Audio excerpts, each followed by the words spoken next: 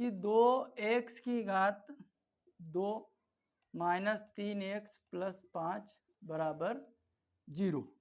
यह आपका समीकरण जो दिया गया है। पहले तो अपने को मूलों की प्रकृति के लिए देखना है। तो पहले तो अपन इसके मूल समीकरण के क्या निकालते हैं, अपन द्विघात समीकरण मूलों की प्रकृति ज्ञात करते हैं, है ना। सबसे पहले तो प्रकृति ज्ञात करने के लिए अपने को विविध कर निकालना पड़ेगा। क्या करना पड़ेगा? विविध कर। और विविध कर क्या होता है भैया? विविध कर को हमने कैसे दर्शाया था? डी से। विविध कर को कैसे दर्शाया था? डी से। और फार्मूला आपका होता, पहले तो क्या करते हैं, सबसे पहले शुरू करते हैं हल। दिया है मैं समीकरण दे रखे आपकी 2x की घात 2 माइनस 3x प्लस 5 बराबर 0। समीकरण नंबर 1 नाम दे दो इसको। समीकरण 1 हो गया। समीकरण 1 की ये जो समीकरण है, समीकरण 1 की मानक समीकरण ax की घात 2 प्लस bx प्लस c बराबर 0 से तुलना करने पर, अब तुलना करेंगे तब a बराबर, देखो ये पद a का मान है, ये b का मान और ये c का मान है ना। अगर यहाँ माइनस का चिन्ह हो तो अपने पास a और b के जब मान रखेंगे तो माइनस के ही रखना है अपने को। समझ आई ना बात? तो ये x के गुणांक में 2 है तो ये a का मान हो गया, ये a का मान, फिर कोमा b। अब ये b का मान, ये माइनस के 3 है ना, तो अपने को माइनस के ही रखना है विविध कर में जब b d निकालेंगे तो। और c बराबर दे रखा आपके पास में कितना भैया?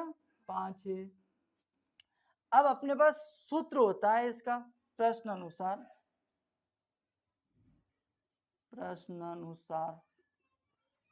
प्रकृति ज्ञात करने के लिए d का फॉर्मूला लगाओ। d बराबर होता है b की घात 2 माइनस के 4ac, b की घात 2 माइनस 4ac। ac के मान अपन ने निकाल लिए तो d आपका रहेगा, b की वैल्यू कितनी है? -3 है, तो माइनस के 3 और इसकी घात कितनी लगा दूं मैं? 2 माइनस ये वाला गुणित -4 और a की वैल्यू 2 और c की वैल्यू भैया 5 है।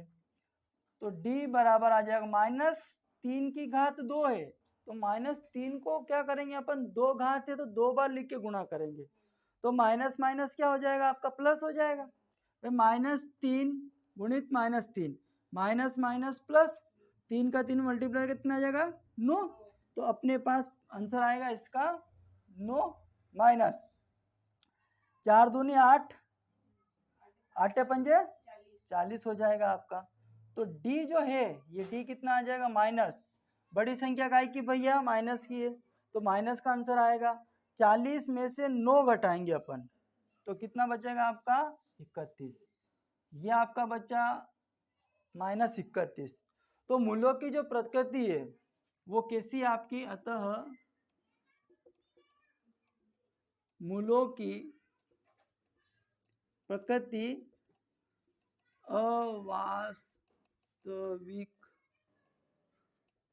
अवास्तविक होगी। क्यों होगी? क्योंकि ऋणात्मक है इसलिए। ठीक है।